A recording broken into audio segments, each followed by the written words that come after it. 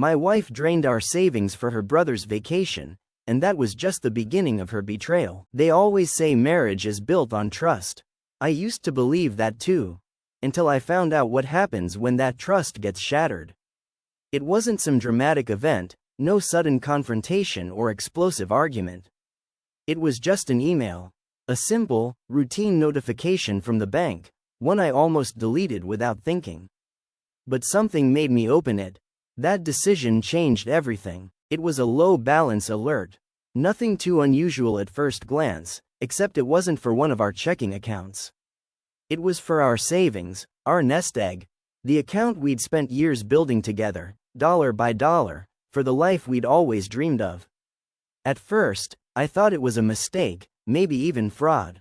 I opened the banking app on my phone, my hands already shaking, and what I saw made my stomach churn. Almost everything was gone, thousands of dollars, gone.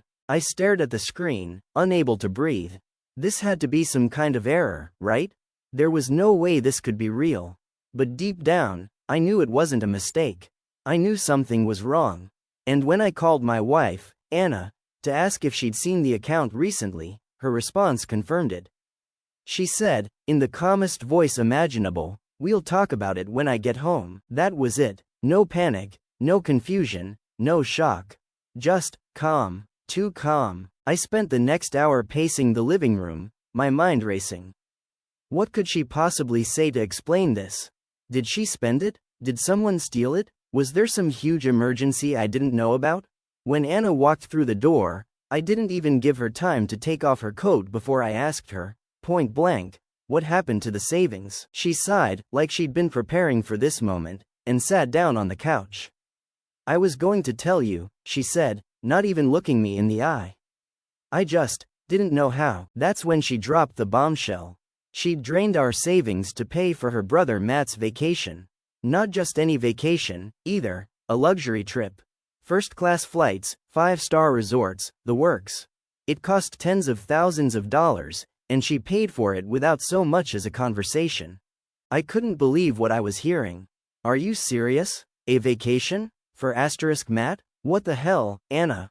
Why would you do that?" She didn't flinch. "He needed it," she said, as if that made it okay. "He's been going through a rough time, and he needed to get away." Her words hit me like a punch to the gut. "So what?" I snapped. "You just decided his rough time was more important than our future? You didn't think maybe we should talk about this first?" Anna shrugged, her expression cold and detached. "You wouldn't have understood." That was it. No apology, no remorse, just justification. Like she truly believed she'd done nothing wrong. I didn't even know what to say.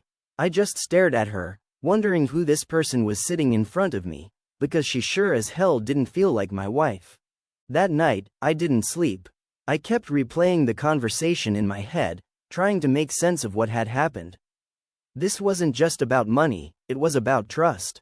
About respect. About the life we were building together. And now, it felt like none of that mattered to her.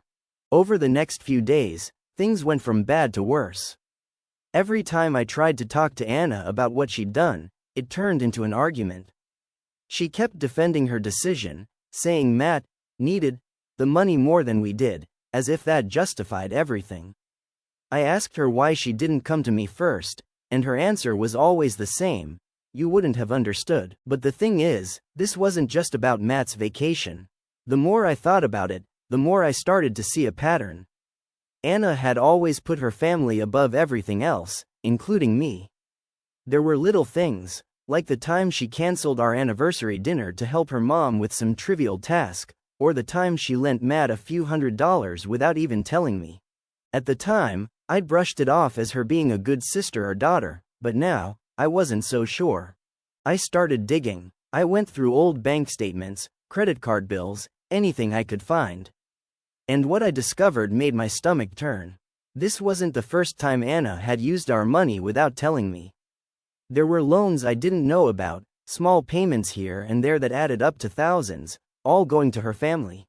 But the real kicker was a series of transfers to an account I didn't recognize. At first, I thought it might be Matt's account, but when I looked closer, I realized it was in Anna's name. A secret account. I confronted her about it that night, and her reaction told me everything I needed to know. She froze, her face pale, and then she tried to brush it off. "It's just a savings account," she said. "I wanted to keep some money separate, that's all." "Separate from what?" I demanded. "From me? From us? What the hell, Anna?" She didn't have an answer. Or maybe she just didn't want to give me one. Either way, it didn't matter.